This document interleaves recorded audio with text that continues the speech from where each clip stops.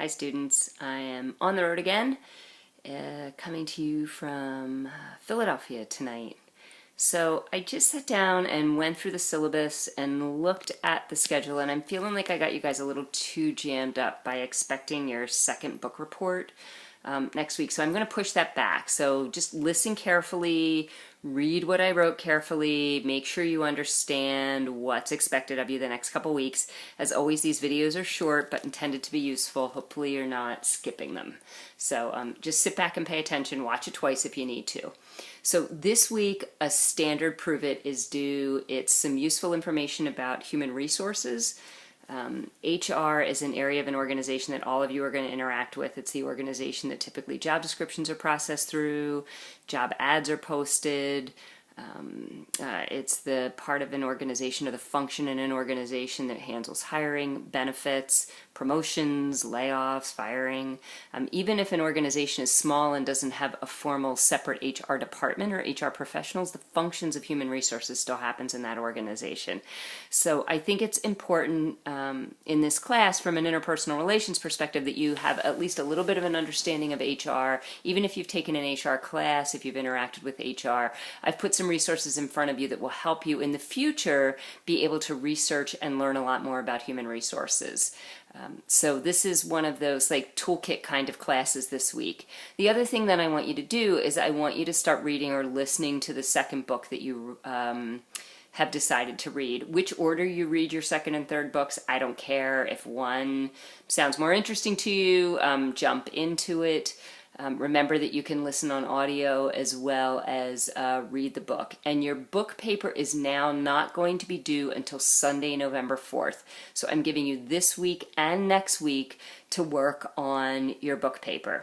Okay, so now pay attention. I want you to listen to what I'm looking for in the book paper, and I will write this up next week, and I'll summarize it again next week too, since this isn't due until November 4th. But as you start to read your book, you can get working on the paper.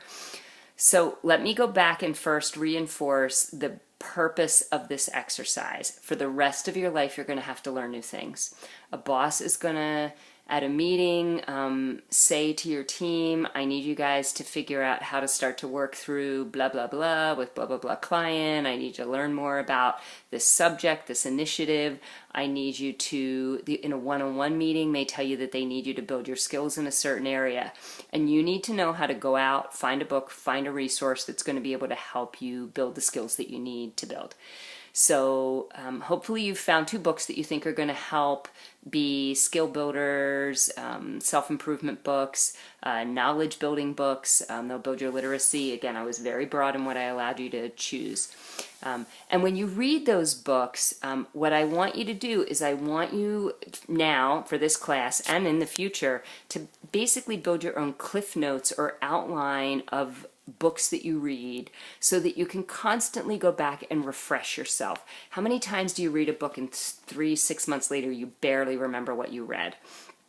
So if you get in the habit as you read a book of pulling open your laptop or some other device that you write on, or if you use voice to text, if you use Dragon or a voice speech recognition software as a way to start, as you start to read, you want to summarize in your own words concepts that you're learning or taking away from that book and reflecting on them for yourself so that when you are done that book, you've got a summary of that book, basically notes or an outline of that book that you can go back and read in the future when you want to refresh yourself.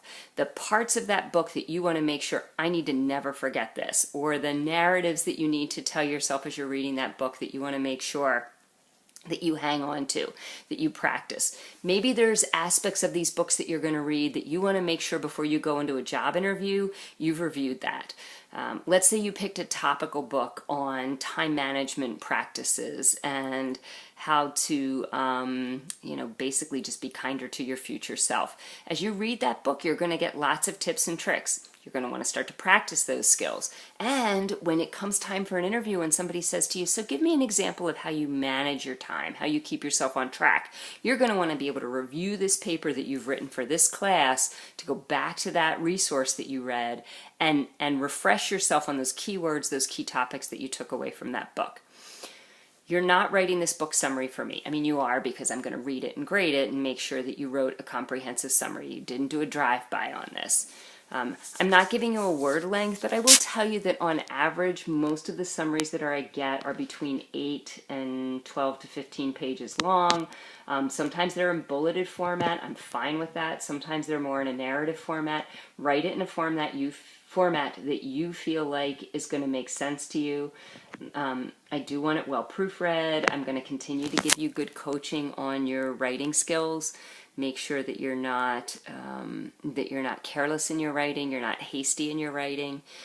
So you should have plenty of time to write a solid submission as you review your book. So this is an exercise in learning more. It's an exercise in improving your retention. It's an exercise in producing a document that will be useful to you in the future. None of you should read this book and say, what a waste of my time. Hopefully, if you've picked a good book, you're going to feel like it was a great use of your time, and you've strengthened your skills and your ability.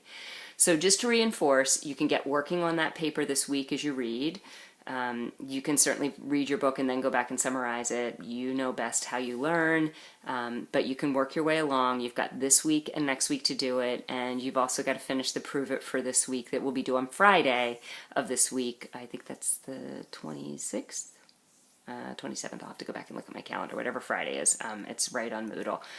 You're going to want to go back and get this uploaded. So I think that's it. If you have any questions, as always, text me. There were 3 of you that did not get Prove It assignments into me last week with your books picked. No guilt. Get on it. Find your books. If you're struggling to do that, text me right away and reach out. I put my cell phone number right here above in Moodle, and I'm happy to be available to you. Okay, hopefully that's helpful. Thanks for your good work. A lot of you are just absolutely killing it in this class, and I couldn't be happier. So I appreciate it. Take care. Have a good week. Bye-bye.